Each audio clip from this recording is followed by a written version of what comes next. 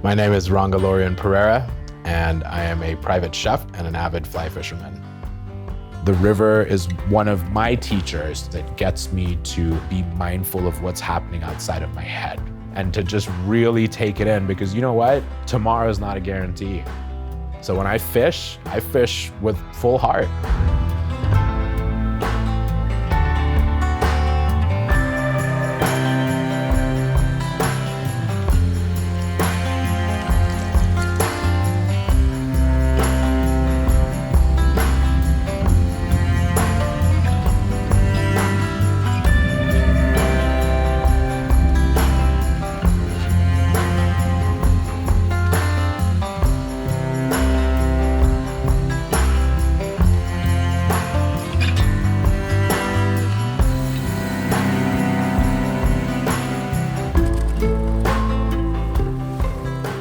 Growing up in Sri Lanka on an island, we would jump in the water and we'd ride waves and have fun and go tide pooling. There was definitely an appreciation of water and being in the water and playing in the water and harvesting these beautiful meals and these beautiful memories from the water. I remember like sitting on my dad's shoulders, and him and his buddies would have buckets and they would have sharpened sticks and they would literally go like crab stabbing. It'd be like 4 or 5 in the morning when we got back, and mom and all of the other cooks, they'd have everything ready to go, and then dad would come in and just like process all the crabs. They'd make a crab curry, and then everyone would pass out. Dinesh and I, when we were trying to recreate your curries, like every time you'd give us a different recipe. It's like, oh, no, I don't put vinegar. And then the next time we're like making the chicken curry, like, no, you must put vinegar. I'm like, wait, no, mom, come on. But somehow, some way, every time it tasted the same. And I think that was a really good lesson for me to learn as a chef, was sometimes you don't have all of your ingredients, but you still need to, it needs to still be maybe not 100%, but maybe you can get it 95%. Why did you decide to move to the US? That's a good question. So we wanted to find out a place where we can educate our children. We thought, okay, how can we move into the United States? Then I came by myself. After 3.5 years, the whole family moved in. Because of the visa scenarios between the countries and everything else, in the 3.5 years that she was gone, we only saw mom once. And my other son was only 2 years old. So it was a difficult situation. Only I could come because we didn't have the visas or anything for the family. It's our first full year in America. And so we moved into a new house. Things are going well. Mom's got a job. We're in school. And dad's like about to open the store. We're like, all right, cool. Like, this is awesome. Literally everything's like clink, clink, clink, clink, clink, clink. Like, it's like lining up. And on June 11th, my dad passed away from a serious heart attack. He was a month shy of his 39th birthday. I was wrecked. My dad was my hero. He was my Superman. I don't really think I knew what it was to be a child again until I was probably in my late 20s. And I think Montana had a large part of that. Were you scared when I first came out here? Yes. How so? Like, what were you scared of? Because I didn't know where Montana was at that time. Didn't know where you were going. After college, I wasn't in a good space, and I had a mentor, and he's like, hey man, like, you gotta straighten your head out. And then I, on a lark, ended up in Montana, and what I fell in love with was the water. I see gold in the air, in the promise in the streams. I see love in our hearts, futures in our dreams. It was a fly fishing trip. I'd never fly fished before. I mean, it was completely foreign to me. And I'm like, man, this is magic. This is absolute magic.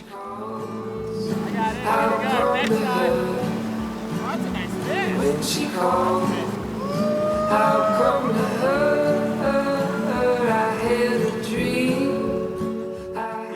That's a fish. No, don't screw it up. Very endeared, dude. All right! Woo! And so now I'm all of a sudden in Montana, and I'm like, yeah, this is cool. I'm like, I don't think I want to leave. looking back and realizing the amount of anxiety and everything else that I was under at that point in my life and not having the tool set to deal with it. And it became my way of interacting with water in the way that my dad used to interact with water when we were kids. These things where they were so different that I had to be so engaged, but what they were bringing up was memories of exploration, of newness that I just didn't have. On the dry, dude. Hell yeah. There was a lot of life that stopped for me when my dad died. And I stray like a hound dog, and I'ma come back when she calls, when she calls. I was thinking we should just go with a prince nymph and a lightning bug and just start roping whitefish. I met Ranga in 2004, working at the Yellowstone Club, where we started cooking together. I was just like standing around, so I was like, hey man, like, would you like me to shuck the ice? He's like, nah, I got this. All right guys, go team, go. And then whack, I was like, oh. And I just shoved the oyster knife right past the oyster through my hand. And that was the first time I stuck a knife through my hand. Oh, come on. Don't worry, I got all day. When I need advice on a tough subject, he's always the one I call. He's just one of my closest friends. I couldn't say enough. Cheers, man. Cheers.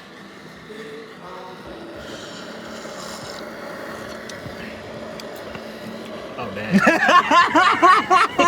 I was waiting. We'll have to make these when we go ice fishing this winter. Deal. Oh, you're going ice fishing? I'll go ice fishing with you. Okay. I told you I'll do it once.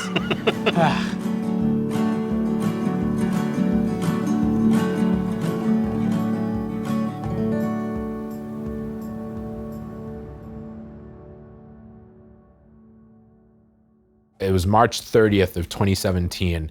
It was a friend's birthday. And at the same time, I'm prepping for a dinner the next day. There's this like rank bottle of kombucha that's been sitting on the counter for like weeks. I'm like, oh dude, that has got to go. Like, I know it's not drinkable.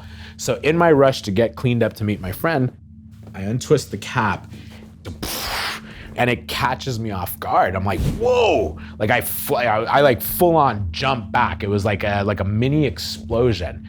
All of a sudden, I feel what I can only describe as someone just like sinking their hand into my chest and literally squeezing my heart. Remember, I was like so tense and like trying to figure stuff out, and I'm still like, hey, like, you know, call this person, that person, to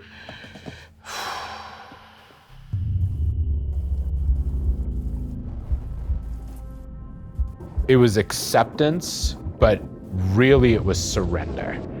And that's the last thing I remember until 3 days later. And that was when my heart actually stopped for 4.5 minutes, was that moment. It was terrible. When I heard from his friend Dan, I couldn't even answer the phone.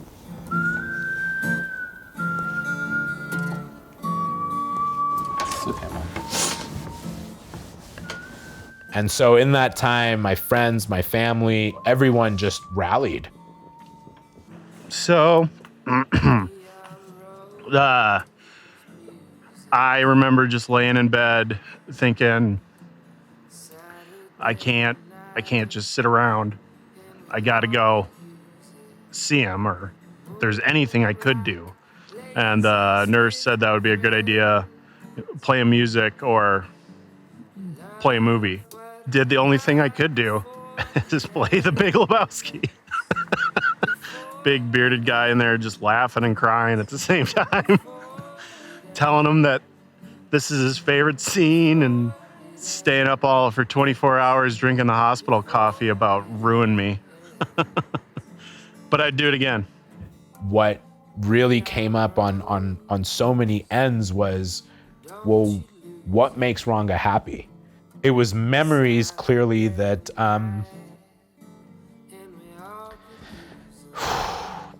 it was an acknowledgement of the love that they had for me, but it was also acknowledging the love that we had for each other and those memories that would then bring me back. I feel very fortunate. I feel very fortunate because I believe in the prayers, and I believe in love as an intention. Have you noticed a difference in Ranga? Oh, yes. His heart is bigger than before. It's really big now. It's like you think about other people a lot. Thanks, Mom. You've never told me that before.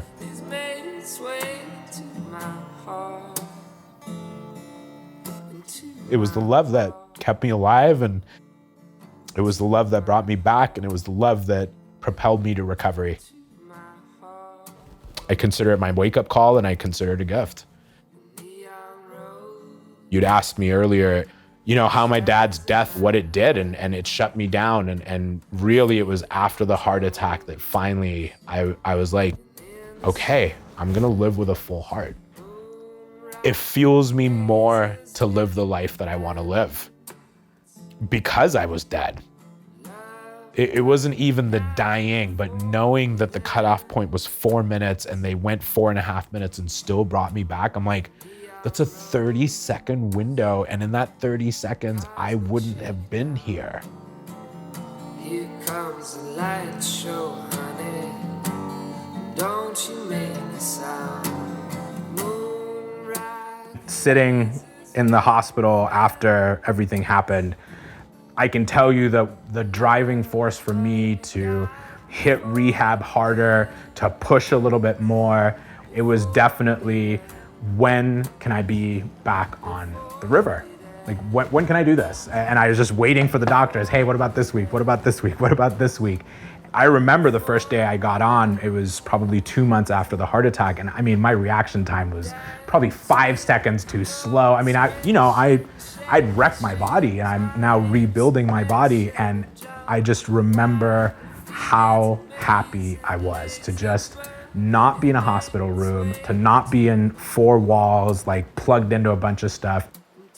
I needed to feel that after feeling trapped for 2 weeks in the hospital. Just like that child part again, being back in the water, exploring, and just feeding my heart so that I can be the most present person that I can be and just do the best job and be the best human being I can. And I fail often, but that's what drives me. I think that's why it's so important for me when I get on the river to take that moment to slow down. Right now, it's been 5 years since the heart attack, and I'm like, I got 5 bonus years. Every meal I've had since, every dinner I've cooked, every fishing trip I've gone on, every hug, all of it means bonus. Every single thing I do, the question that I ask is this good for my heart? That's it. And if your heart is not drawing you, then do the work to open your heart so you can find what it is that does feed you, because life is short and we deserve to be happy. Doesn't mean it's perfect, but we deserve to be happy. This is a new moment. And that for me was what the river taught me specifically after the heart attack. It was like, there's no going back, man. This is it. This is all you have. This is it.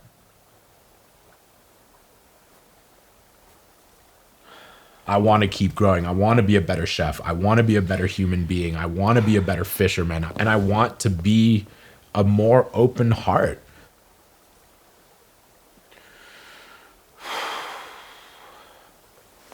All right, that's what I got, man.